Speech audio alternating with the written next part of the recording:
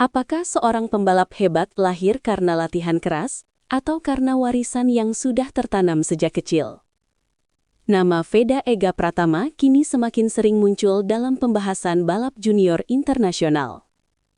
Prestasinya di lintasan, keberaniannya dalam duel jarak dekat, dan ketenangannya di bawah tekanan membuat banyak pihak menaruh perhatian serius pada masa depannya. Namun di balik semua pencapaian itu, muncul satu pertanyaan yang terus diulang oleh pengamat. Dari mana naluri balap itu sebenarnya berasal? Dalam banyak kasus, perkembangan pembalap muda sangat dipengaruhi oleh lingkungan keluarga. Dan pada Veda, peran itu mengarah pada satu sosok penting, ayahnya, Sudarmono. Ia bukan hanya figur keluarga, tetapi juga orang pertama yang mengenalkan Veda pada dunia balap sejak usia sangat dini. Namun, kisah ini bukan sekedar tentang ayah yang mendidik anaknya menjadi pembalap.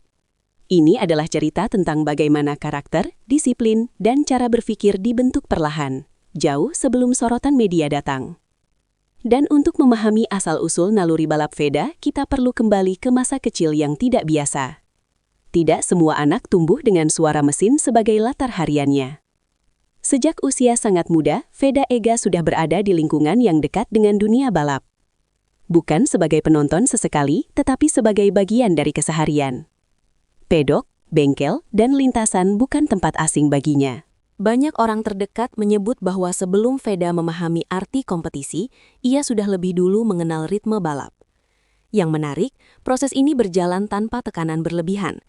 Tidak ada cerita tentang jadwal latihan ekstrim di usia sangat dini. Sebaliknya, pendekatan yang digunakan cenderung bertahap. Veda diperkenalkan pada teknik dasar, pengenalan motor, dan pemahaman keselamatan lebih dulu. Dalam fase ini, peran ayahnya lebih sebagai pengamat daripada pendorong. Sudarmono memilih membiarkan minat itu tumbuh secara alami. Ia ingin memastikan bahwa ketertarikan Veda benar-benar datang dari dalam dirinya sendiri, bukan karena dorongan orang tua. Banyak pelatih menilai fase awal inilah yang membentuk fondasi penting, rasa nyaman di lintasan, kepercayaan diri, dan kontrol emosi. Dan dari sinilah, karakter balap Veda mulai terbentuk pelan-pelan. Di balik setiap pembalap muda, hampir selalu ada satu figur pembimbing utama. Dalam perjalanan karir Veda, nama Sudarmono tidak pernah benar-benar terpisah. Ia bukan hanya ayah, tetapi juga penentu banyak keputusan strategis, mulai dari pemilihan kelas balap, jadwal kompetisi, hingga kapan Veda siap naik level. Yang menarik, Sudarmono dikenal sebagai sosok yang cenderung menahan ambisi.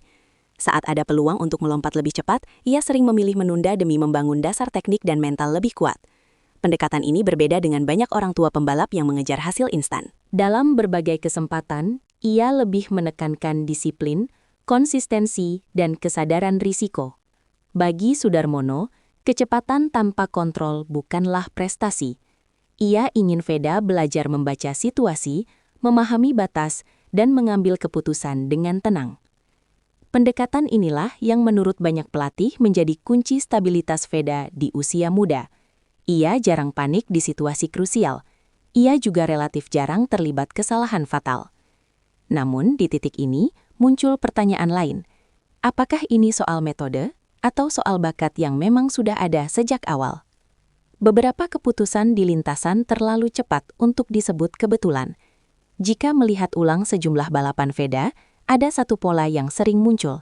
Ia kerap mengambil keputusan dalam waktu yang sangat singkat, terutama saat berada di posisi berdekatan dengan lawan. Celah kecil sering langsung dimanfaatkan, tanpa ragu yang terlihat. Banyak komentator menyebut, insting membaca situasi Veda berada di atas rata-rata pembalap seusianya. Ia jarang terlihat bingung memilih jalur. Bahkan di situasi tekanan tinggi, arah serangannya sering tepat. Sebagian pelatih menyebut ini sebagai bakat alami. Yang lain berpendapat, ini hasil dari jam terbang sejak usia sangat dini. Namun ada pula yang melihat kemiripan pola pengambilan keputusan dengan gaya balap generasi sebelumnya. Disinilah spekulasi mulai berkembang, bahwa naluri ini bukan sekedar hasil latihan, tetapi mungkin hasil kombinasi antara bakat, lingkungan, dan pola pikir yang diturunkan. Namun, naluri tajam bukan satu-satunya faktor penentu masa depan. Nama keluarga bisa menjadi keuntungan sekaligus beban yang berat.